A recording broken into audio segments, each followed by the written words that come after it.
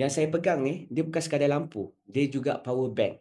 Sebelum saya cerita pasal power bank, saya beritahu pada korang, lampu ni sangat-sangat terang dan boleh bertahan sangatlah lama. Jadi saya cuma beritahu sebab saya dah cuba. Ini pembelian saya yang kedua.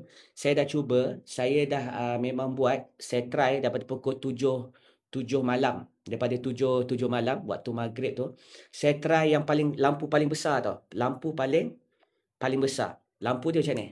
Ni first stage, 2 stage, 3 stage, 4 stage. Memang terang. Yang ni, lampu yang paling terang ni, saya cuba dekat rumah saya buka lah dekat kawasan laman rumah kan. Memang terang, memang sangat terang. Lepas tu dia boleh tahan sampai 8 jam. Kalau korang buka yang first stage, yang ni boleh sampai mungkin lah yang dia kata dia claim boleh sampai 20 jam. Ini warna putih. Dia ada color lain-lain. Okey? Dia juga ada color putih kuning. Dan juga dia juga ada warna kuning saja. Ini yang kelebihannya ni. Nampak warna kuning saja. Okey, yang ni putih balik. Lepas tu dia ada juga emergency light. Emergency light lampu merah ataupun SOS. Sebab tu saya kata multifunction.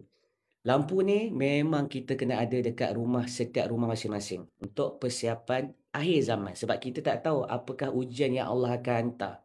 Jadi benda-benda ni sebab tu saya kata kat rumah korang dah kena ada satu bag untuk korang isi pakaian-pakaian korang. In case apa-apa terjadi, korang terus ambil je. Terus angkat, lepas tu terus ni. Simpan lampu ni. Sebab lampu ni penting. Sebab ujian Allah ni, untuk manusia ni kalau kita tengok kan, kebanyakan ni waktu kita tengah tidur, waktu malam lah, waktu malam. Kalau kita tengok kejadian. Jadi lampu ni sangat fleksibel. Dia bukan setakat lampu saja, kita boleh charge. Kita boleh charge dan saya cuba charge Kita tengok dia jadi power bank. Okey? Tengok phone saya pula. Dia boleh charge ke tak? Yes, dia boleh charge. Nampak tak? Dia keluar tanda ni. Tanda charge. Dia boleh charge juga.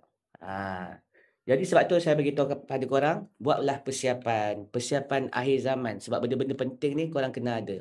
Okey, bila korang charge dia lama sikit lah. Charge dia lama sikit, lebih kurang 6 jam.